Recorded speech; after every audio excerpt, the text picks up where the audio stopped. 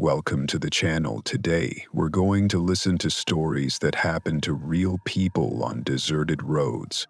They experienced strange and terrifying moments meeting people who weren't exactly what they seemed. This video will share how dangerous situations can arise even in the most ordinary circumstances. Sit back and relax. It's going to be an interesting ride. Story 1. My name is Rachel Miller, and I'm from a small town just outside of Cincinnati, Ohio. If you're listening to this, let me start by saying, never underestimate how fast a normal day can twist into your worst nightmare. It happened in October, about 2 years ago. I was 23 at the time, working part-time at a local coffee shop and studying nursing. My car had broken down earlier that week, the alternator apparently. I couldn't afford the repair until payday, so I'd been relying on friends, buses, and sometimes even walking to get around. That Saturday, I picked up an extra shift at the coffee shop. It was unusually busy, and by the time we closed, it was well past 11 p.m. My friend Lisa had promised me a ride home, but she ended up sick and left earlier that day. I didn't want to bother anyone else so late, and stupidly I thought, it's just a few miles. The bus service had already stopped for the night. I remember standing under the flickering streetlight outside the shop, scrolling through my phone, looking for an Uber or Lyft. Nothing. Literally not a single car in the area. The app just kept searching. It wasn't like I hadn't walked home before, but never this late. Still, I convinced myself it would be fine. The air was cool, crisp even, with a slight chill. I zipped up my jacket and started the trek along the main road, keeping to the sidewalks under the glow of the street lamps. About 15 minutes into my walk, a car slowed down beside me. It was an older, faded red Chevy pickup. The driver rolled down the passenger window, and a man in his early 40s leaned over. He had a well-trimmed beard, baseball cap, and a friendly enough smile. "Hey," he called out over the hum of the engine. "You need a lift?" "It's not safe walking out here this late." I hesitated. I really did. But then he said, "I got a daughter about your age. I'd hate to think of her walking home alone at night." Maybe it was exhaustion or the weight of the long day on my shoulders, but something in me let my guard down. Against my better judgment, I nodded. Yeah, that would help a lot." He leaned over and opened the passenger door. I climbed in, thanked him, and gave him my address. He nodded, pulling back onto the road, and we drove in silence for the first minute or two. At first, everything felt normal. He asked a few polite questions, where I worked, what I studied, harmless small talk. But then, something changed. The way he kept glancing at me, longer than necessary out of the corner of his eye, it started to feel off. His grip tightened on the steering wheel, his smile faded. Then I noticed we'd passed my turn. Excuse me," I said, forcing my voice to stay steady. "You just missed the turn." "Oh," he replied casually, not even looking at me. "No worries. I know a shortcut." I didn't like that at all. "Actually," I said quickly, "just let me out here. I'll walk the rest of the way." But he didn't slow down. Instead, he clicked the door lock. The sound of it, that metallic click, it froze my blood. "You'll get home faster this way," he added. My heart pounded in my chest. I knew I had to act, but my mind was racing. I reached into my bag, fumbling for my phone, pretending to check something, but really, I was trying to text someone. Anyone. No signal. We were already off the main road, heading into a wooded area I wasn't familiar with. The houses grew sparse, the streetlights even more so. "Look," I tried to keep my voice firm. I changed my mind, stop the car. He didn't respond. I felt my breath quicken, panic rising in my throat. Then, without thinking too much, I did something reckless. I yanked on the door handle. Locked. He must have seen it because he snapped, "Don't do that." His voice was sharp now, no longer friendly. I felt tears sting my eyes, but I forced myself to stay calm. I knew panic wouldn't help. I had to think. I glanced down and saw something that made my stomach flip. The truck's fuel gauge was nearly on empty. A desperate plan started to form in my mind. "Hey," I said, trying to sound casual, like I wasn't seconds away from screaming. "If you're gonna take a shortcut, can you stop at the next gas station? I think I left my wallet at work, and I'll give you cash for the ride." There was a pause, then, as if debating internally, he grunted, "Yeah, fine." Minutes felt like hours until I spotted the bright fluorescent lights of a run-down gas station in the distance. As we pulled in, my heart hammered in my chest. The place was nearly deserted, but there was an old man sweeping near the entrance. The second the truck rolled to a stop, I acted. I threw my shoulder against the door and screamed, loud and raw, banging on the window to get the attention of the worker outside. The old man snapped to attention as if waking from a trance. I saw him drop his broom and start toward the truck, shouting something I couldn't hear through the glass. The driver cursed under his breath and unlocked the doors, probably intending to grab me before I could escape, but I was faster. I kicked the door open with everything I had and bolted, running toward the station as fast as my legs could carry me. The worker caught me as I stumbled inside, breathless and shaking. I turned just in time to see the truck peel away from the station, tires screeching. The police arrived minutes later. I gave them every detail I could, the make and model of the truck, partial license plate, his description. But they never found him. Not really. Apparently, the plates didn't match the vehicle, and no one recognized the description. It was as if he vanished. For weeks, I couldn't sleep. Every time I closed my eyes, I saw his face, heard that metallic click of the door lock. What haunts me the most, though, isn't just how close I came to whatever fate he had planned. It's this. He knew my name. When he pulled into the station before I made my move, he muttered under his breath, "Low," like he thought I couldn't hear. "Rachel's not going to make it home tonight." I never told him my name.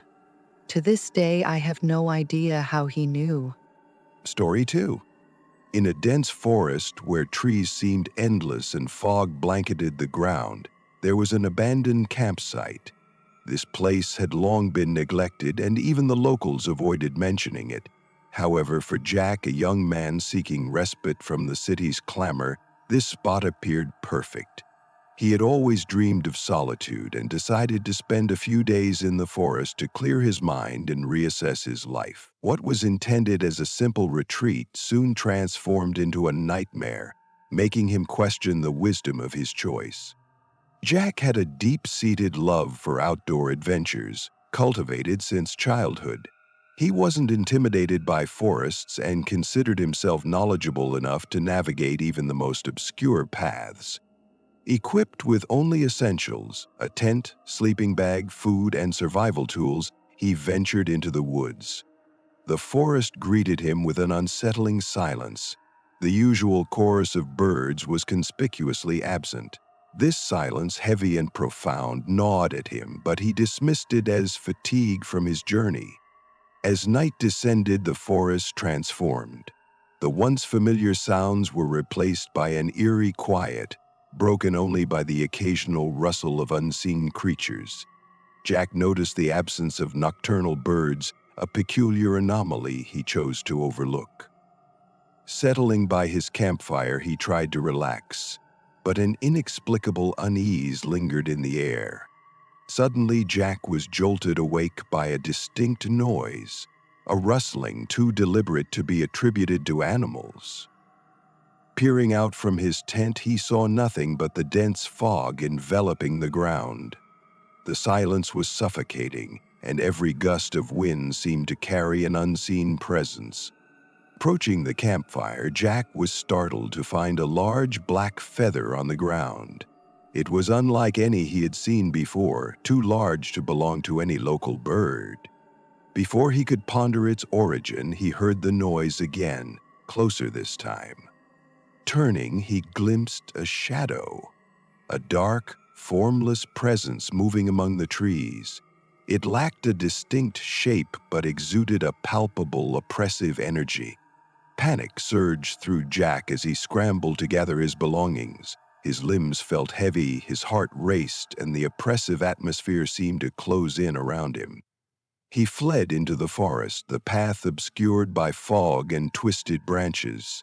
With each step, the sensation of being pursued intensified, as if the very forest conspired against him. After what felt like an eternity, Jack stumbled upon a massive tree marked with strange notches. Collapsing beside it, he tried to steady his breath. Suddenly, the rustling returned, now directly in front of him. The shadow materialized, a dark, shifting form that seemed to breathe, its presence chilling him to the core. He couldn't move, rooted by fear and exhaustion. Just as the shadow loomed over him, Jack awoke with a start.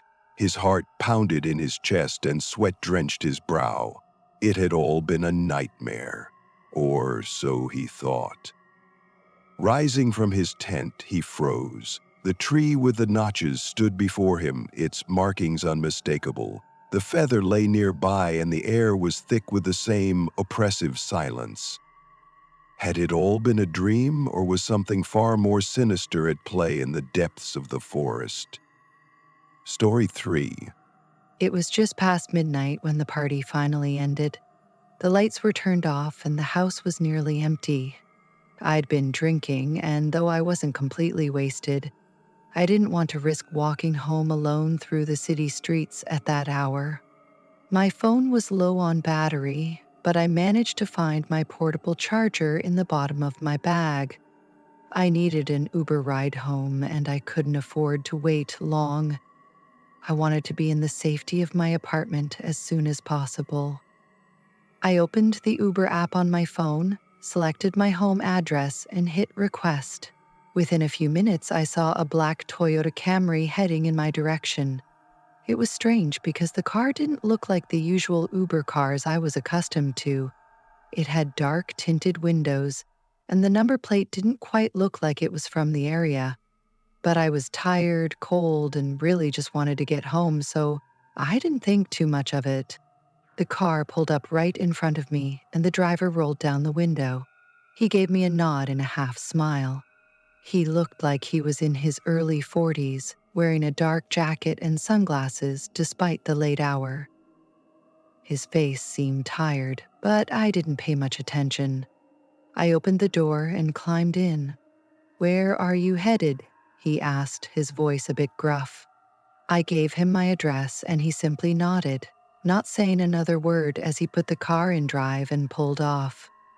I remember feeling relieved, but something about his demeanor made me uncomfortable, like he wasn't paying attention to anything around him. There was an eerie silence in the car, broken only by the hum of the engine. At first, I thought maybe he was just a quiet guy. I checked my phone again, trying to ignore the nagging feeling in the back of my mind. But the longer I sat there, the more something didn't sit right.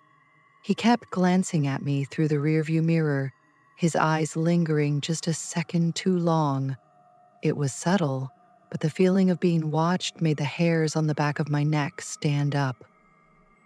I tried to shake it off, telling myself I was just being paranoid, but as we drove further away from the downtown area, I started to notice the route was unfamiliar. My apartment wasn't far from the city center, and we should have been getting closer to it, but the streets around us were becoming more desolate. I glanced at the driver, who seemed completely absorbed in his driving, his face emotionless. He was gripping the wheel tightly, and his posture seemed stiff, like he was trying too hard to appear casual. "Excuse me," I said, trying to keep my voice calm. "I think you missed my turn." The driver didn't respond at first. He just kept driving, his eyes still on the road. After a few seconds, he finally spoke. "No worries, I know a shortcut," he said in a tone that sounded rehearsed. My stomach dropped. I wasn't sure why, but something about the way he said it felt wrong. I looked out the window and realized we were driving deeper into a part of town I didn't recognize. The streetlights were spaced farther apart, and the houses looked more run down, some even abandoned. "Hey, I think I'll just get out here," I said, starting to reach for the door handle. But as I tried to open it, I realized it was locked. I pulled harder, but it wouldn't budge. The child lock was engaged. Panic rose in my chest as my heart began to race. "Relax," the driver said, his voice suddenly much colder. "You'll be home soon." That's when I knew. This wasn't just a bad ride. Something was very wrong. I turned to face him, trying to keep my breathing steady. "What are you doing? This isn't the way home." He didn't answer. Instead, he turned the wheel sharply and made a left onto a narrow, unpaved road. The tires crunched against the gravel, and I could feel the car swaying slightly as we picked up speed. My mind started to race. I had to get out. I had to do something. I reached into my bag, my fingers trembling as I fumbled for my phone. I couldn't risk making a call, so I quickly opened the Uber app and activated the emergency alert. I hoped the signal would be sent before it was too late. But deep down, I knew it would be a long time before anyone would be able to find us out here. "You know, this really isn't funny," I said, my voice shaking now. "My boyfriend's tracking my phone. He knows exactly where I am." The driver didn't react immediately, but I could see his jaw clench through the rearview mirror. "Yeah?" he said, sounding amused. "Then he's about to see something real interesting." My heart nearly stopped. He was speeding up. I knew the road was empty. No houses, no cars, just the endless stretch of trees on either side. I didn't know how long it would take before we reached some isolated place where no one could hear me scream. I had to act fast. I waited for the right moment when his attention was focused on the road ahead. My mind raced, calculating my next move. I couldn't just sit there and wait for him to make the next move. My hands found the steering wheel. Without thinking, I yanked it hard to the right. The car swerved, the tires screeching as it left the road. We crashed through a small patch of trees and the vehicle slammed into a ditch. The airbags exploded on impact, and I felt a sharp pain in my shoulder as the seatbelt jerked tight. For a moment, everything was a blur. My ears were ringing. I don't know how long I was disoriented, but when I regained my senses, I realized I was alive. The driver, though dazed, was still in the car, swearing under his breath. I reached for the door, struggling to unlock it. Finally, the crash had disabled the child lock and I flung it open. Without hesitation, I jumped out of the car and started running. I didn't look back. Branches and thorns tore at my clothes, but I didn't care. I needed to get away. Behind me, I could hear him yelling, his footsteps crashing through the underbrush. "Get back here!" he shouted, but I didn't stop. I couldn't. I ran until my legs were burning, until I couldn't hear his voice anymore. I stumbled onto a road, an actual paved road, and I saw headlights coming toward me in the distance. I ran straight into the middle of the lane, waving my arms desperately. The car slowed down. It was an elderly couple. They took one look at me, saw the fear in my eyes, and immediately pulled over. They helped me into the car and called the police.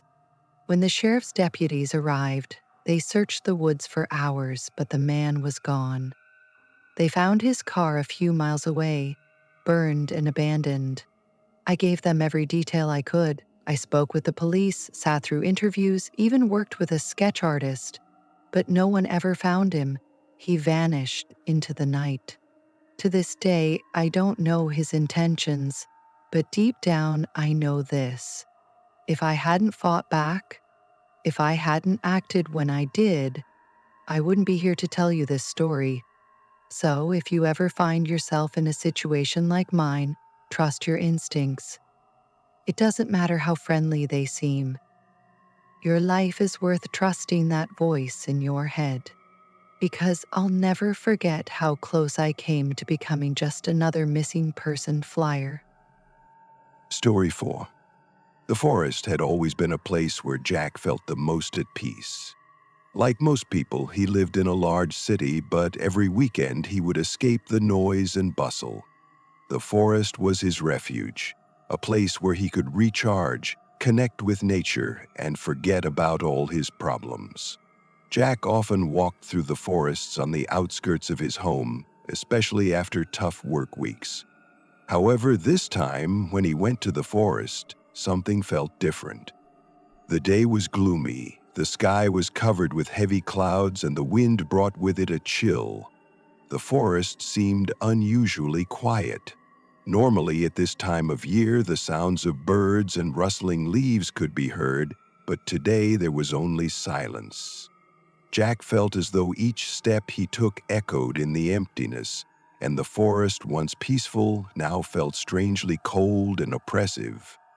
He stopped at a small clearing among the trees, which had once been his favorite resting spot. But this time, it looked entirely different.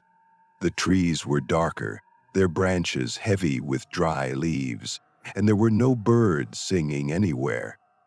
Jack felt a slight unease, but decided to continue walking, believing it was just the weather affecting his perception. After a few minutes, he noticed something strange. From the main path, a narrow trail led off into the dense bushes, one he had never seen before. At first, Jack thought it might be an old forest path, but something about it made him curious about what lay at the end. He decided to follow it. The path was covered with moss, and in some places, as Jack stepped, he could feel his feet sink into the ground. The forest grew thicker. The trees seemed to close in around him, blocking his way. With each step, it became heavier, and soon he started noticing strange shadows moving among the trees, with no clear shape. At first, he thought they were just shadows from the branches, but when they reappeared, he realized they were something else. Finally, Jack emerged at a small, gloomy lake. Its waters were dark, tinged with yellow, and looked as though they had never been touched by the sun. On the shore stood an old stone bridge, almost entirely covered with moss, and near it was a small forest cabin. It seemed abandoned, but one strange impression unsettled Jack. The windows were all dark except for one, which seemed slightly open. What made him approach the cabin, Jack could not explain. He took just one step and found himself at the door. He cautiously turned the handle, and the door creaked open. Inside was dark, filled with the stale air and the scent of old wooden panels. Only one lantern hanging from the ceiling barely illuminated the room. In the corner stood an old table, covered with books, tools, and many other items that looked as though they hadn't been touched in years. Jack peered at the shelf. One book caught his eye. It was old, with worn covers, and on its spine he saw a strange symbol, a design resembling intertwined letters. He picked it up, flipped it open, and the first page sent a chill down his spine. In this forest there is no time, and nothing is what it seems. Jack felt the cold spread across his body. He placed the book back on the shelf and stepped back toward the door, but as soon as he started to leave, a sharp cold pierced his skin, and the door slammed shut. The forest around him had become utterly silent, but in the air there was a sense of impending dread. Not knowing how to escape, Jack turned back to the lake, hoping to find some way back, but the lake seemed much larger now, and the water began to ripple, as if something was moving in it. Jack couldn't understand what was happening, but he felt his heart racing. From behind a tree, a silhouette emerged. At first it was just a shadow, but as it drew closer, Jack realized it was a figure of a woman in white clothes. Her face was blurred, as if distant from reality. "You shouldn't be here," she whispered quietly, but her voice sounded like it came from deep within the earth. "You have crossed the boundary." Jack felt a surge of fear, but there was nowhere to run. She stepped closer and her face began to become clearer, and he saw something terrifying in her eyes. The shadows surrounding her grew more intense, and Jack realized she wasn't just a woman. "You won't leave here alive," she said, and her voice held no emotion, only a cold foreboding of something that had already occurred. Meanwhile, the forest around them began to change. It closed in, the trees growing even taller, and the light dimmed further. Jack began to understand. He hadn't just gotten lost. He had become part of something that existed beyond time and reality. The shadow approached, and with every step, Jack felt his consciousness constricting, as if his soul was being swallowed by the forest that had no end. Story 5. My name is Daniel Pierce, and I've been a long-haul trucker for over 15 years. I've seen a lot of strange things on the road: sleep-deprived drivers swerving into the wrong lane, freak storms coming out of nowhere, even the occasional eerie shadow in the middle of nowhere. But nothing compares to what happened to me one cold November night on Interstate 90, somewhere between Montana and South Dakota. That night started like any other. I had just finished delivering a shipment of industrial equipment in Spokane and was deadheading my rig back toward Sioux Falls for my next load. It was around 1:30 in the morning. I prefer night drives, less traffic, cooler air, and a certain kind of peace you can't find in the daytime. My dashboard glowed soft green, the hum of the tires on asphalt kept me company, and classic rock crackled quietly through the radio. But then, just past the exit for a little ghost town called Custer's Ridge, my low-fuel light blinked on. Not ideal, but not panic-worthy. I checked my GPS, and the next truck stop was about 25 miles ahead. I figured I'd make it with some fuel to spare. The road stretched out, empty and dark. No lights, no other vehicles, just my rig and the endless blacktop. About 10 minutes later, that's when I saw it. A man standing at the side of the highway, waving his arms like his life depended on it. He was tall, skinny, and wearing a dark jacket. His face was pale, almost ghostly in the glow of my headlights. He looked desperate. Now, I know what you're thinking. Common sense says never pick up strangers on the road, especially in the middle of nowhere, in the dead of night. But there was something about the guy, a raw panic in his eyes that made my gut twist. Against my better judgment, I slowed the truck and stopped about 50 feet ahead of him. He jogged up to my door and I rolled down the window a crack. "You okay, man?" I asked. He was breathing hard, like he'd been running for miles. "Please," he rasped, "I need help. My car broke down a few miles back. No signal, no cars for hours. Can you give me a ride to the next town?" I hesitated. Every instinct screamed at me to drive on, but something, maybe human decency, maybe plain old curiosity, overrode my fear. "Hop in," I said finally, unlocking the passenger door. He climbed up into the cab, thanking me over and over. I noticed his hands were shaking, not from the cold, but from fear. We rolled back onto the highway, and for a few minutes the cab was filled with nothing but the sound of the engine, and his labored breathing. "What happened back there?" I asked, keeping my eyes on the road. He swallowed hard. "Car broke down," he said, but it sounded forced, like he wasn't telling the whole story. I didn't press him. I figured if he wanted to share more, he would. But then I noticed something strange. His clothes were dusty, like he'd been rolling in the dirt, and there was a dark smudge on his collar that looked suspiciously like dried blood. I kept driving, trying to act normal while my brain screamed at me to get this guy out of my truck. That's when he broke the silence. "Listen," he said, his voice dropping to a whisper, "you need to get me as far away from here as possible, please." "What's going on?" I asked, my throat tight. He hesitated, glancing out the window as if he expected something or someone to be following us. Finally, he muttered, "There were two men. They tried to kill me." My blood ran cold. "Tried to kill you? Why?" He didn't answer right away. His hands clenched into fists on his lap. "I was hiking," he finally said.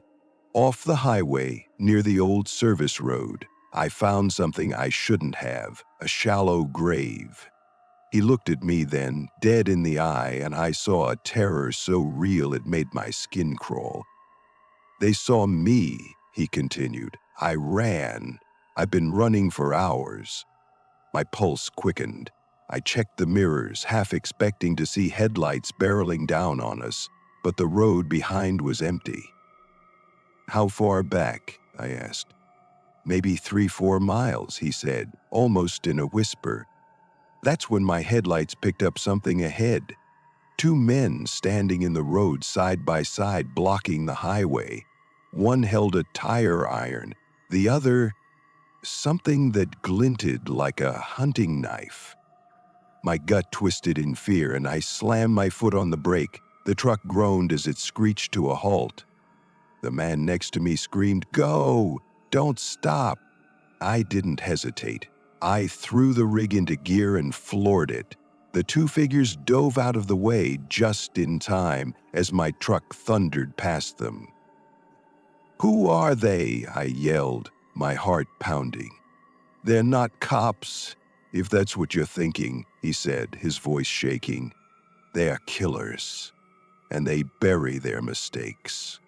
I drove like a madman for the next 20 minutes, checking my mirrors constantly until finally the lights of a small truck stop appeared on the horizon. I pulled into the lot and parked under the bright fluorescent lights. We jumped out of the cab, both of us breathing hard. I ran inside and told the clerk to call the police. When the cops arrived, the man told them everything. About the shallow grave, about the men who chased him. They took his statement and promised to investigate. A few weeks later, I read in the news that authorities had found not one but 3 bodies buried off that old service road. The 2 men were later identified and arrested. Turns out they'd been preying on isolated travelers for years, luring them off the highway and into the woods.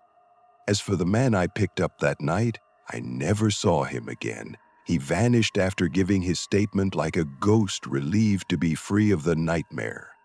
To this day, I still think about that night. I think about what would have happened if I hadn't stopped, or worse, if I had stopped for those 2 men instead of him. If there's one thing I've learned in all my years on the road, it's this: the highway has its own set of rules. And sometimes, saving a life is just a matter of trusting your gut, even when every instinct tells you to drive on by. Stay safe out there. Story 6. It was a chilly autumn evening when Emily, a 24-year-old university graduate, returned to her childhood home in the small town of Millbrook, nestled in the heart of the American Midwest. Her parents, who had retired, had moved to Florida, leaving the house in her care. It was the perfect opportunity for Emily to relax, enjoy some peace and solitude, and finally get some work done that had piled up during her time in the city. The house had always been a place of comfort and security for Emily. She grew up there, running through its wide halls, playing hide-and-seek with her younger brother, Jake, who tragically passed away 2 years ago. The loss had been devastating, and even though so much time had passed, she still hadn't fully come to terms with it. But now, staying in her childhood home, she felt a bit better. That evening, after finishing up her work, Emily decided to unwind. The evening sun had already dipped below the horizon, and the house was bathed in the soft glow of the lamps. She settled comfortably on the couch with a cup of tea, listening to the sound of rain tapping on the window. It was such a normal evening, like so many others, and Emily was sure the night would pass quietly. But within a few hours, everything changed. At first, she heard a light tapping coming from beneath the stairs. She initially thought it was just the wind or the old pipes, which often made strange noises. But when the tapping repeated, this time a little louder, Emily became alert. She got up from the couch and walked over to the door leading to the stairs, but saw nothing. Everything was silent, and even the wind had calmed. She returned to the living room and sat at the table, trying to ignore the strange sounds. But the more she tried to calm herself, the louder they became. The tapping grew closer, as if some invisible presence was walking up the stairs, getting nearer to her. "This can't be," she whispered to herself, trying to reason it out. But when the silence was broken again, she realized this was not just her imagination. Emily grabbed her phone and walked toward the stairs, but suddenly she noticed that the hallway light began to flicker on its own. She took a few more steps when she heard the footsteps again. This time, they were right next to her. "Who's there?" she called out loudly, trying to sound braver, but there was no answer. Meanwhile, a chill seemed to take over the room, and her breathing became heavier.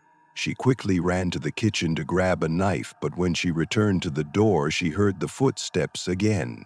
But this time, they weren't on the stairs. They were coming down the hallway, moving directly toward her. And then, as if from a nightmare, the door suddenly swung open. It felt as if the air grew thick and the entire room was filled with an inexplicable pressure. Emily froze as she saw a shadow standing in the doorway. The shadow had no face, and all she could make out was a dark figure standing there, unmoving. Her heart began to pound, and she wanted to scream, but no sound came. And then, just as suddenly as it had appeared, the shadow disappeared. Emily was nearly unconscious with fear. She quickly ran out of the house, leaving the door wide open. Her mind was racing, and she couldn't make sense of what had just happened. When she stepped outside, she noticed that the lights in the house were still dimly shining through the windows. But now she knew one thing for sure: she would never return there alone. The next day, when she returned with the police, the house was quiet and empty, just as it always had been. But on the floor near the stairs, they found something that made Emily's heart race again: a small, dirty, worn-out shoe, which, as she knew, belonged to her brother Jake. "It can't be," she whispered, clutching her hands tightly. Story 7. My name is Eric, and until last year I never believed in anything supernatural. Ghost stories were just that. Stories. Campfire tales to scare kids or sell movie tickets. But after what happened to me one frigid January night in the middle of the Nevada desert, I can't dismiss them anymore. Not after I survived what I now call the last ride. It started when my car broke down on Route 50. If you've ever driven that stretch, you know they call it the loneliest road in America. And let me tell you, it's not just a catchy nickname. It's hundreds of miles of barren desert, isolated gas stations, and an endless, suffocating sense of emptiness. I had been driving cross-country to visit my sister in California. I figured I'd take the scenic route, enjoy the quiet. But somewhere between Ely and Fallon, my old sedan coughed, sputtered, and died right on the shoulder of the highway. No warning, no cell service, just dead silence. At first, I did what anyone would do, popped the hood, stared uselessly at the engine, and cursed my luck. But I'm no mechanic. After an hour of pacing and failed attempts to get a signal, the desert night crept in, cold and black as ink. Coyotes howled in the distance. The temperature plummeted. I knew I couldn't last the night out there. So I did the one thing my parents had warned me never to do. I stuck out my thumb and started walking. Hours seemed to pass before headlights finally cut through the darkness.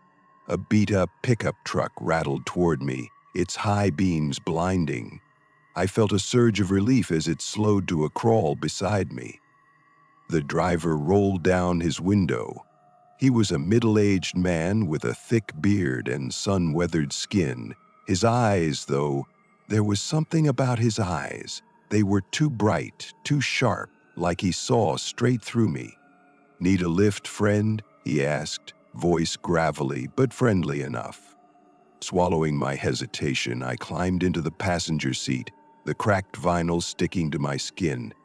The inside of the truck smelled of old leather and gasoline. "Where you headed?" he asked as he pulled back onto the highway. "Anywhere there's a gas station," I replied. He chuckled, low and raspy. "Plenty of those ahead. Long road, though. You'll want some company." For the first few miles, the ride was quiet, save for the hum of the tires and the occasional static burst from the old radio tuned to a dead station.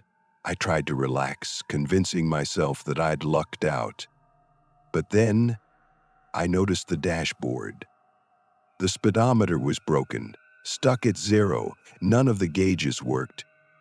I glanced at the driver's hands gripping the wheel. His knuckles were raw, scraped, like he'd been clawing at something for days. "So," I tried to sound casual, "you live around here?" He didn't answer right away. His eyes stayed locked on the black road ahead. "Used to," he finally said. "A long time ago." Something in the way he said it made my stomach twist. As we drove, I began noticing odd details. Landmarks we passed once. We passed again. And again. The same twisted Joshua tree, the same rusted road sign, bent at an unnatural angle. "Hey," I said, my voice tight. "Didn't we pass that sign already?" He just smiled, but it wasn't friendly anymore. It was thin and sharp, like a knife blade. "Desert plays tricks on the eyes," he replied. But it wasn't just my eyes. My phone battery, nearly full when I got in, was now dead. My watch had stopped ticking. Even the moon seemed frozen in place, casting the same long shadows no matter how far we drove. I felt a rising panic clawing at my chest. I needed to get out. "Hey man," I said, trying to keep my tone steady, "pull over. I think I'll walk the rest of the way." He didn't answer. I said, "Pull over." The truck kept going. That's when I realized the passenger door handle was missing. Gone. Like it had never been there. I turned to him, my heart hammering in my chest. "Who are you?" For the first time, he looked directly at me, and I swear to you, his eyes weren't eyes anymore. They were hollow, endless voids, blacker than the night outside. "You don't remember me, do you?" he rasped.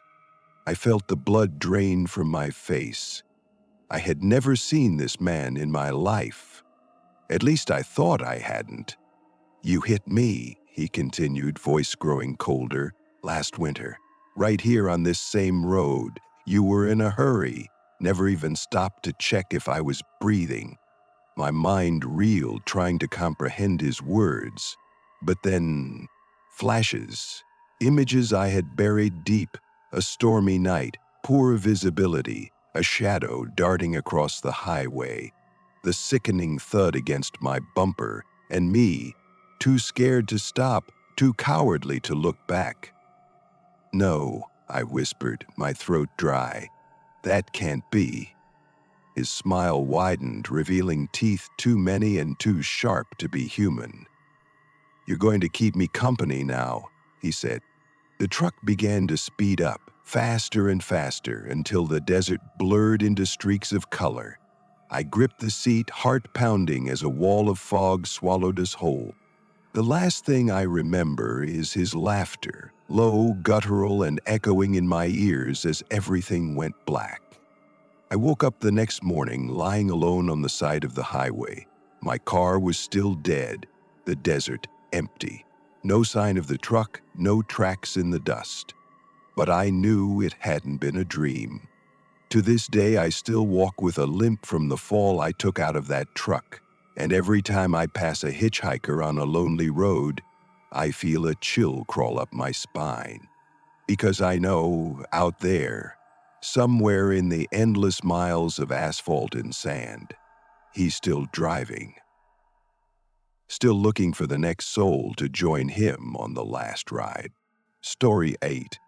Sarah had always been skeptical of any stories about ghosts, demons, or other supernatural events.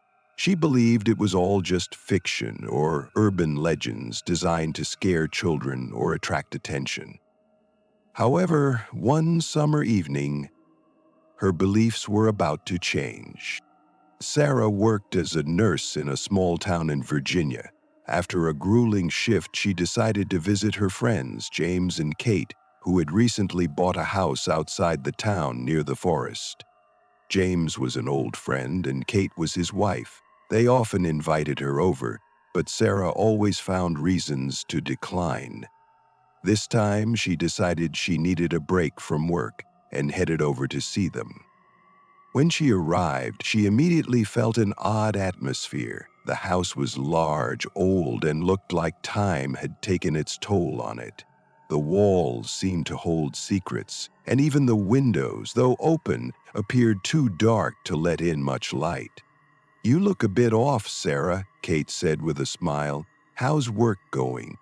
Sarah nodded, but noticed how quickly Kate averted her gaze. It didn't seem significant at the time, but later, when everything started to unravel, that little moment would become important. They spent the evening chatting and cooking. They laughed, told old jokes, and even began recalling strange events that had happened in the area. James mentioned the old town legend about how the forest behind their house was alive and home to the spirits of the dead. Of course, he laughed it off, but every time he brought it up, his voice would tremble. Kate also smiled, but there was something in her eyes that Sarah couldn't quite place. That evening, after dinner, they decided to take a walk in the forest. James suggested a stroll under the stars, and though Sarah wasn't particularly keen on the idea of walking in the forest at night, she decided it would be a good opportunity to take a break from work. The forest looked quiet and peaceful, but the deeper they walked, the more Sarah felt a growing sense of unease. The wind rustled the tree branches, and occasionally she heard a sound that resembled footsteps behind them. Turning around, she saw nothing but darkness. "It's just your nerves, Sarah," James reassured her. "There's nothing to be scared of here." But Kate looked unusually tense. She kept glancing behind them, as though something was following them. "What's wrong, Kate?" Sarah asked. "You don't seem like yourself." "I'm fine," Kate replied, swallowing hard. "Just old memories." Suddenly they heard a strange sound, a rustling noise. But it didn't seem to come from the trees. It sounded almost like it was coming from the ground itself. Sarah turned to look, but when she did, it was as if the earth had shifted. "I think we should head back," Kate said, stopping. "I know this place. You shouldn't be here after sunset." "What do you mean?" Sarah asked, confused. "This forest, Sarah," Kate answered, her voice sharp and serious. "It's not just any forest. James waved his hand, laughing. "It's just a legend. Don't worry about it." But as they continued walking, Sarah began to notice something strange. The trees seemed to be moving behind them, their branches stretching out as if reaching for them. Then someone screamed from behind. It was Kate. She suddenly sprinted ahead, leaving James and Sarah behind. "What happened?" Sarah asked, her fear mounting. James looked at her, his face pale. "She saw something. I'm afraid it's not just a legend." They rushed forward, trying to catch up with Kate, and finally they found her standing by a huge tree, her expression unlike anything they had seen before. Her eyes were hollow, empty, like a corpse's. "Kate, what happened?" James asked, approaching her. She turned toward them, her lips whispering only one word. "They've come." Before them appeared dark figures, almost as if they were emerging from the forest shadows. Their silhouettes were alive, but they had no clear shape. With every step they took, they drew nearer, and their breath was silent, yet it chilled the air. "This isn't just a legend," Kate whispered. James grabbed Sarah's hand and they began to run back, but the forest seemed endless. The shadows closed in around them and they could hear a constant whisper. For a moment, Sarah thought she saw faint markings on the trees, ancient symbols that resembled carved faces. Finally, they broke free from the forest. Kate was left behind. James and Sarah couldn't bring themselves to go back, even though their hearts were pounding and they couldn't understand what had just happened. That night, Sarah realized for the first time in her life that some things are not meant to be taken lightly. The forest they had so carelessly wandered into was not just a place for casual walks. It was a place that didn't forgive those who understood its true nature too late. Story 9. It was late September when Emily, a 30-year-old graphic designer, decided to leave her busy city life behind and move to the quiet town of Briarwood. She had been living in the city for most of her life, and the constant noise and chaos had begun to take its toll. So when she found an affordable, charming house on Oakwood Lane, she thought it would be the perfect retreat, a place to focus on her work and enjoy some much-needed peace and solitude. The house, though old, had been well maintained with a large backyard and plenty of space. It was exactly what she needed. The neighbors were quiet and friendly, always greeting her with a smile when she went for walks or ran errands. The first few weeks were peaceful. Emily spent her days working on design projects and her evenings reading books or enjoying long walks through the town. It was everything she had hoped for. However, as the weeks went by, she began to notice something strange. At first it was small, almost insignificant, like the flickering of a light in the living room at night or the occasional sound of footsteps above her when no one was there. Emily didn't think much of it. She assumed it was the house settling or perhaps an issue with the old wiring. After all, it was an old home, and she'd read about the quirks that came with living in a house that had been around for over 100 years. But then the noises grew louder, more frequent, and harder to ignore. Every night, without fail, she would hear footsteps. Heavy, deliberate steps moving across the creaky wooden floors upstairs. The first few times, Emily would tell herself it was just her imagination. After all, the house was big, and old houses made noises. But soon it became impossible to dismiss. One night, after hearing the footsteps for what felt like the 100th time, Emily decided to investigate. She grabbed a flashlight and cautiously ascended the stairs. As she reached the top, the house felt unnaturally still, too quiet. She checked each room, but everything seemed normal, empty, dark, and silent. The unsettling feeling remained, though. It was as if the house itself was holding its breath, waiting for something. The noises didn't stop. In fact, they intensified. Sometimes Emily would hear whispers, quiet, indistinct murmurs, as though someone was speaking to her from behind the walls. At first, she thought it was just the wind or the creaking of the house, but the whispers began to sound more distinct, more purposeful. It was as if someone or something was trying to communicate with her. Every time she tried to pinpoint where the sounds were coming from, they stopped, leaving her in an eerie silence. After a particularly unsettling evening, when the whispers were louder than ever, Emily decided to do some research.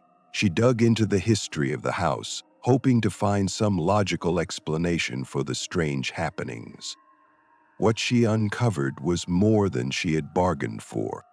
The house had been built in the early 1900s by a man named Charles Whitmore, a wealthy but reclusive businessman. Whitmore had lived in the house alone for many years, and his neighbors reported strange happenings during his time there. Some claimed they'd seen him walking around late at night, while others said they'd heard unsettling noises coming from the house. But the most disturbing thing Emily found was a newspaper article from 1921. It detailed the mysterious death of Charles Whitmore. According to the report, he had been found dead in his home, but there were no signs of foul play. The cause of death was listed as unknown, but there were rumors that he had become paranoid in his final years, convinced that someone was trying to harm him. Emily felt a chill run down her spine as she read the article. The whispers, the footsteps. Could it be that Charles Whitmore's restless spirit was still haunting the house? Determined to get to the bottom of it, Emily reached out to the town historian, Mrs. Johnson, a kind woman in her late 70s who had lived in Briarwood her entire life. When Emily mentioned the house on Oakwood Lane, Mrs. Johnson's face grew pale. "Ah, yes," she said slowly, "the Whitmore house. Strange things always happened there. People say Charles Whitmore never really left. There are stories about a tenant who lived there in the 1960s. He went mad, convinced the house was alive. He'd hear voices, see shadows in the corners of his eyes, and then one day he disappeared. No one ever found him." Emily felt a knot tighten in her stomach. Could the strange occurrences in the house be tied to Charles Whitmore's lingering presence? Or was there something darker at play? That night, she couldn't shake the feeling that she wasn't alone. As she lay in bed, the whispers returned, closer this time, almost as if they were right next to her. The footsteps followed, slow and deliberate, moving from the hallway into the room above her. She grabbed her phone, trembling, and dialed the police, her voice shaky as she explained the strange happenings.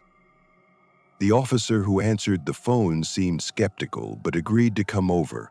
He arrived within 20 minutes, his flashlight beam cutting through the darkness as he entered the house. Emily led him upstairs where the noises were coming from, but when they reached the top of the stairs, the house was silent. There was no movement, no sounds. "Are you sure you're hearing something?" the officer asked, his voice polite but doubtful. "I'm not imagining this," Emily replied. "Something is here, I know it." The officer looked around, checked the rooms, and gave her a reassuring smile. "It's an old house, ma'am. You're probably just hearing the house settle." But as they left the room and headed downstairs, the officer froze. In the living room, the old grandfather clock began to chime, though it hadn't worked in years. The officer turned to Emily, his face now pale. "I think you should leave," he said, his voice low. "I don't know what's going on here, but I don't like it." With no other choice, Emily packed her things and left the house that night. She never returned to Oakwood Lane, leaving behind everything that once felt like home. The house stood empty, its secrets locked behind the faded walls, waiting for the next tenant to uncover its dark history. As for Emily, she never spoke of the house again, but sometimes, when the wind howls through the trees at night, She can still hear the faint whispers echoing in the back of her mind, reminding her that some houses are better left untouched. Story 10. My name's Brandon, and this happened in the summer of 2021. I was 27 at the time and had taken a week off from work to go on a solo camping trip in Colorado. I had been dealing with burnout, work, social obligations, family stuff, and I needed to unplug and just breathe for a while. I had experience in hiking and camping, nothing extreme, but I was comfortable out in the wilderness. The plan was simple: 3 nights at a remote campsite in the San Juan Mountains, just me, my tent, and the sound of the wind in the trees. I picked a less trafficked area because I wanted to avoid the more crowded campgrounds. After doing some research, I chose a dispersed camping area off a dirt road called Forest Road 618. Not many people go that deep, but it wasn't off limits, and several hiking forums had marked it as quiet but safe. I arrived around noon on the first day. The road getting there was rough, and I had to park my car about half a mile away from where I eventually set up my tent. There were no other vehicles nearby, no other campers. It was perfect. Isolated, peaceful, untouched. The first day and night were uneventful, exactly what I needed.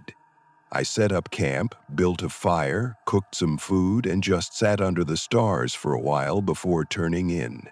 No service out there, so my phone stayed in airplane mode. I fell asleep to the distant sound of coyotes and a light breeze moving through the pines. But things started getting weird on the second day. Around late morning, I went for a hike further into the woods, using a GPS and a map to stay oriented. About 2 hours in, I noticed a faint path veering off the main trail. It wasn't marked, not on the map, and it didn't look like an official trail, but it had clearly been used before. Curious, and with plenty of daylight left, I decided to follow it. The path was narrow and overgrown in spots, but walkable. It wound downhill for about half a mile before opening up into a small clearing. There were old fire pits, some rusty cans, and even what looked like a broken camping chair. Someone had definitely stayed here at some point, but not recently. It gave me an odd feeling. Something about the place just felt abandoned in a hurry. I didn't linger. I took a few photos, turned around, and hiked back to my campsite. That night, something woke me up. It was around 2:30 in the morning. I don't usually wake up in the middle of the night, especially not out there. At first, I didn't know why I'd woken up. It was dead silent. No wind, no bugs, no rustling. Just silence. I sat up in my sleeping bag and listened. Then I heard it. What sounded like slow, deliberate footsteps in the woods. It wasn't an animal. I've heard deer before, and elk. This was different. 2 feet. Steady pace. Crunch. Pause. Crunch. Pause. They stopped maybe 20 or 30 feet from my tent. I held my breath. I didn't move. I didn't make a sound. I just sat there, listening. Whoever or whatever it was stood there for what felt like forever. Then, slowly, the footsteps retreated, fading into the woods again. After about 5 minutes, I couldn't hear anything anymore. I barely slept the rest of the night. In the morning, I stepped out of my tent to look around. No footprints. The ground was too firm and dry to leave tracks. But I knew what I heard. I thought maybe another camper had wandered through at night, maybe even gotten lost. But I hadn't seen or heard anyone else in 2 days. That should have been my cue to pack up and leave. But I stayed. I told myself I was overreacting, letting my imagination run wild. I had 1 more night left, and I didn't want to waste the trip over a few footsteps. That evening, I didn't build a fire. I didn't want to draw attention to myself. I ate some trail mix and jerky cold and stayed close to the tent. As the sun went down, I had this tight feeling in my chest I couldn't shake, like something was off, like I was being watched. Around 10 p.m., I heard movement again, not close but definitely out there, branches breaking. Then silence. Then a different sound, like metal scraping against wood. It echoed faintly through the trees. That night, I didn't sleep at all. I just lay there, clutching my flashlight and knife, listening to the woods. No more footsteps, no voices. Just the occasional rustle or snap of a twig that made my heart rate spike. When dawn broke, I packed up immediately, took down the tent, shoved everything into my pack, and started the hike back to my car. I kept looking over my shoulder the entire time. And then when I reached my car, I noticed something that stopped me cold. Someone had been there. The driver's side door was scratched. 3 long, deliberate marks down the metal, like someone had dragged a knife or key across it. The passenger side mirror was twisted backward, and on my windshield, under one of the wipers, was a single pine cone. Now that might not sound like much, but I hadn't left that there, and it wasn't something that would have just fallen from the trees. It was placed there. I didn't waste time inspecting anything else.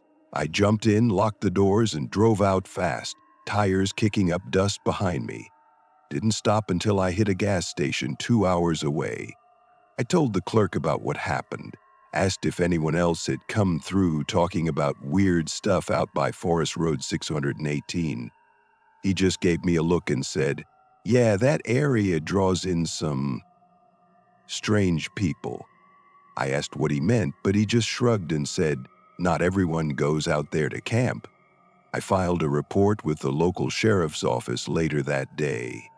They took my statement, said they'd check it out, but I never heard anything back. It's been almost 4 years since that trip, and I still think about it. The footsteps, the scraping, the pine cone. It wasn't a bear. It wasn't a lost hiker. Someone was out there. Someone who knew those woods better than I did. Someone who didn't want me there. And they wanted me to know it.